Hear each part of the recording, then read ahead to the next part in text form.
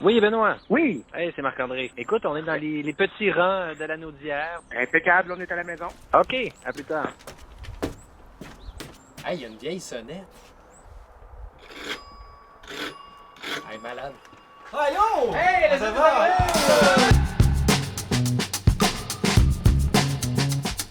Lui, c'est Benoît Girard, architecte de formation qui n'a pas encore décroché de ses Legos. Alexandre Blasi, une vieille âme qui collectionne des textiles anciens. Puis ça, ben, c'est encore moi. C'est charmant comme tout. Hey, malade. C'est pas agressant du tout, hein? Non. Non, hein? Êtes-vous là, les gars?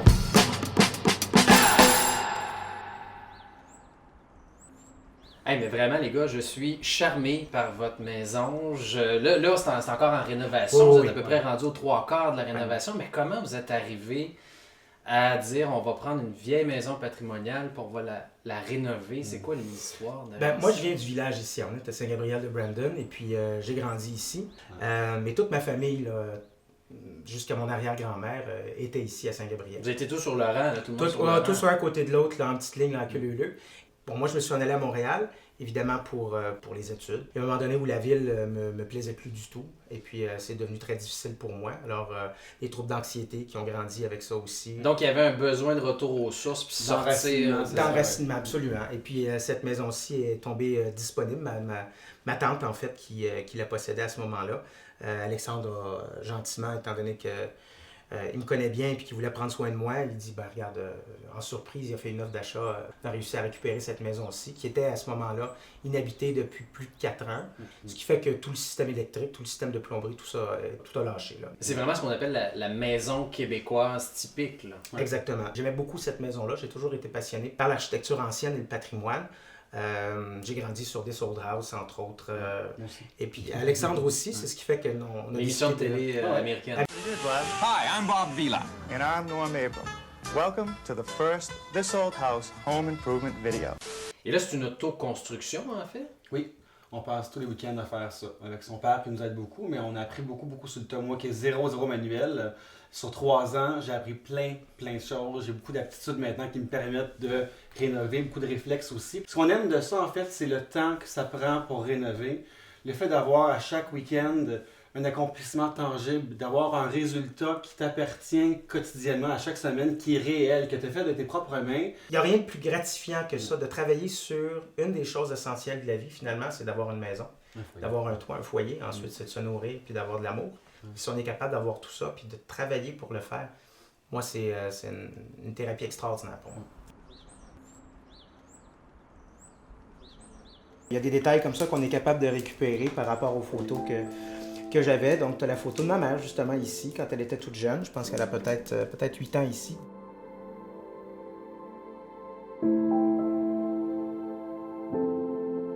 On a refait une cuisine un peu comme à l'époque. On a retrouvé le garde-manger original au niveau de ses traces de cloison. Fait qu'on a refait un garde-manger qui est maintenant un butler's closet où on a mis là, zone café, zone vin, tablette pour le rangement de vaisselle puis tout ça aussi. Donc c'est très rentable en termes de rangement.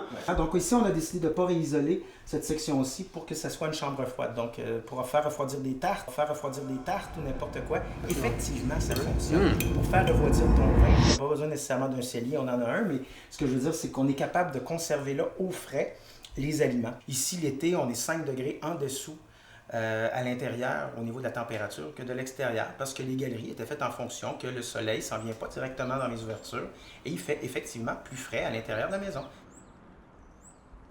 On a retrouvé les plafonds originaux de la maison de 1840 en enlevant les couches de planches de finition victorienne, en fait, pour retrouver cette hauteur-là qu'on trouve charmante comme tout. Ici, la patine qui vient du plafond, évidemment que l'hiver, on amenait le grand poêle ici, de ce côté-ci. Donc, la cuisson se faisait de ce côté-ci. Donc, c'était la pièce de vie principale l'hiver. On avait salle à manger. On peut penser qu'on avait des lits aussi.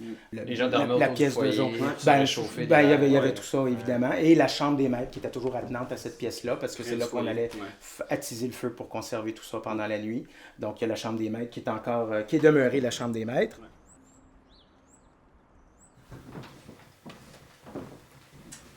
Je vais vous faire un petit solo de piano ici. Alors, elle est morte, la vache à Mayotte. Non. On est gardien de ce piano-là, on est chanceux, c'est le piano de ma grand-mère. Alors, moi, quand j'étais jeune, pour la petite histoire, j'étais certain que ça, c'était le tonnerre. Alors, j'avais très peur quand j'étais jeune. J'étais convaincu que le tonnerre habitait dans le piano de ma grand-mère. Hey, ça, c'est peinturé. Oui, oui, oui, oui. Imitation de Oui, bois. absolument, absolument. C'est un bois plein, c'est un bois dur, mais pour imiter que ce soit un chêne, hein? c'est là qu'on faisait des faux finis comme ceux-là. On peut en retrouver quand même pas mal. Pour donner un petit peu de motif, donc il y a quelqu'un qui a passé son doigt comme ça ici pour refaire ça. Donc celle-là, on va la conserver comme ça. La chambre de lit. La chambre d'amis, étrangement, tout le monde aime beaucoup dormir ici. Il y a une paix puis il y a un calme. Je pense que peut-être les combles là, nous donnent cet esprit-là. Les peintures ici n'ont jamais été touchées, pas refaites.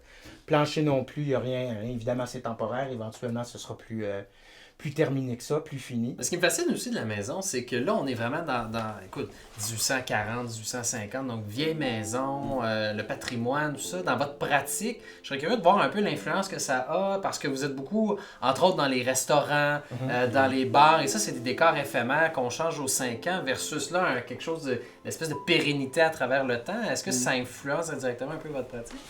Ben, on a un grand respect pour l'histoire en général. Fait que même si un restaurant se trouve dans un bâtiment historique, on va essayer d'avoir un clin d'œil qui fait que le restaurant a l'air d'avoir été là depuis longtemps. Il y a beaucoup de design jetables aussi, puis ça, c'est quand même triste. Ici, je pense que de restaurer une maison comme celle-là, on s'inscrit vraiment dans le développement durable, c'est-à-dire que on change absolument rien, puis on restaure, puis on refait pas quelque chose de tendance. Là, il y a une mode vintage où on fait du faux vintage, des faux meubles vintage. Vous vous êtes dit, tant qu'à avoir du faux vintage, on va prendre du vrai vintage, puis on va... Il y a une pérennité à travers ça. Ben exactement.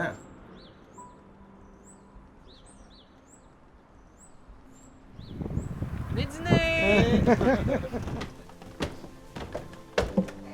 Merci!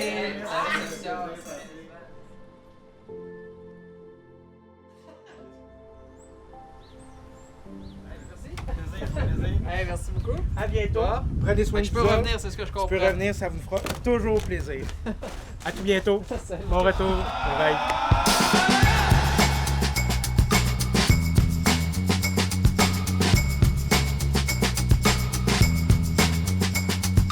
Bonjour Marie-Claude, c'est Marc-André. Prépare-toi, Connectus s'en vient.